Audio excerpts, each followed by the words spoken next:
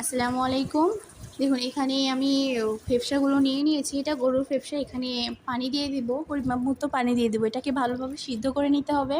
এজন্য একটু হলুদ দিয়ে দিলাম। এবার একটু ঘেটে দেব। চুলাটা অন করে নিলাম।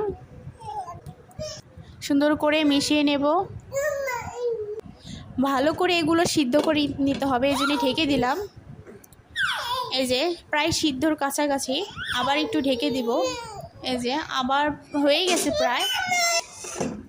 সিদ্ধ হয়ে গেলে এগুলোকে ভালো করে ধুয়ে নিতে হবে, কারণ এখানে প্রচুর নোংরা বের হয়েছে। দেখুন দেখুন এখানে প্রচুর নোংরা বের হয়েছে কিন্তু। এই যে তারপরে ধুয়ে নিলাম। এখানে গরম তেল দেব, পেঁয়াজ কুচি, রসুন কুচি, আর এখানে মশলা আলাদাভাবে মাখিয়ে নিয়েছি। এখানে রয়েছে শুকনো মরিচের গুঁড়া, হলুদের গুঁড়া, লবণ, আদা রসুন বাটা, পেঁয়াজ বাটা, তারপরে গরম মশলা বাটা, সব কিছু এখানে বেটে দিয়েছি, কারণ বেটে দিলে এখানে খুব ভালো লাগে। আর যত ঝাল হবে ততই কিন্তু ফেফসা ভুনাটা অনেক সুন্দর হয়, স্বাদ লাগে। এখানে দিয়ে দিলাম ফেফসাগুলো ভালো করে কষিয়ে নেব। এখন কষানো হয়ে গেলে এখানে পানি দিয়ে